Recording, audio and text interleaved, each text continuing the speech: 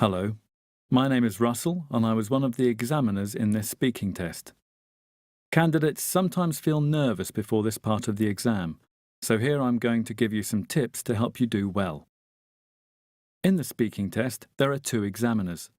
One who asks questions and shows you pictures, Examiner 1, and the other who only assesses and doesn't usually speak, Examiner 2. Greet both examiners, smile, and make eye contact.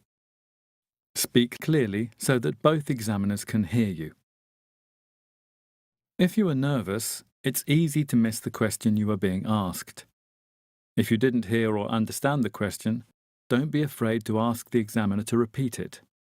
You can say things like, "I'm sorry, I didn't quite catch that.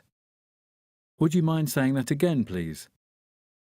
The examiner can help you by asking the question again or by asking you another question. Now, let's talk about the more specific parts of the exam.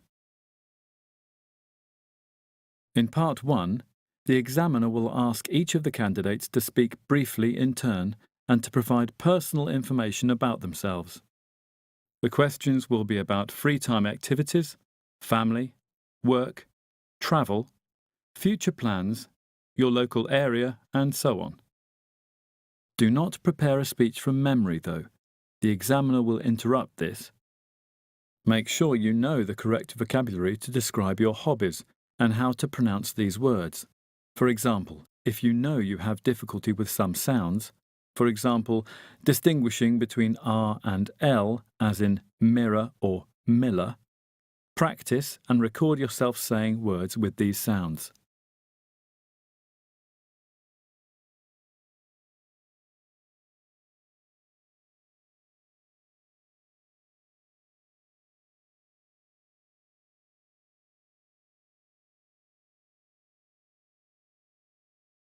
Don't worry if the examiner seems a little unfriendly at times, or if they don't respond to your comments or questions. They have to stick to a script to be fair to all candidates, and this means they can't have a more natural conversation with you. In Part 2, you are given 3 photographs, and you are expected to talk about 2 of them for about a minute. You need to compare the pictures, saying what is the same and what is different. Don't simply describe them. Don't forget, you also have to comment on a specific aspect of the 2 pictures.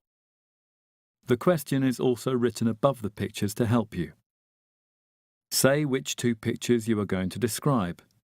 It might help to choose 2 pictures which are very different, and then you can use contrast linking words and comparatives to show these differences. For example, you could say, "In this picture, people are far more relaxed than in the first one." In some of the pictures in Part 2, it may not be obvious where the people are or what they are feeling. So you will often need to use language of speculation.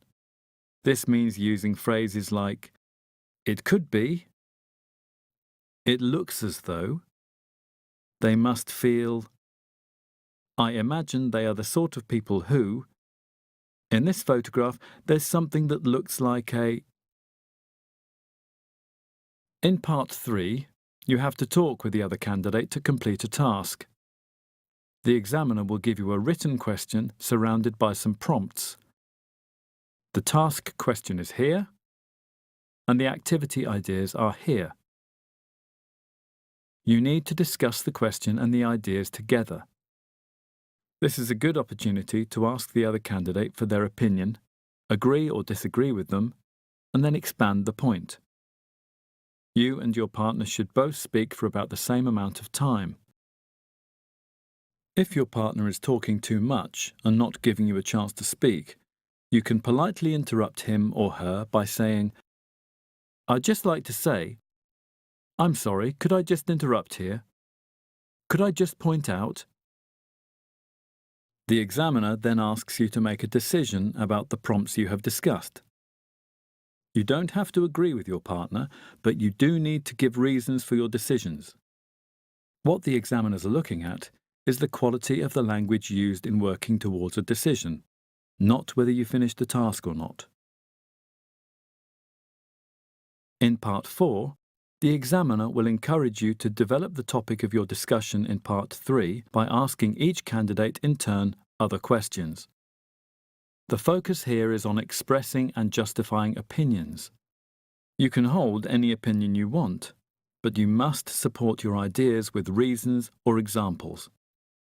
You need to listen to the questions the examiner asks your partner, because they may ask you for your opinion on the same question by asking, "And what about you?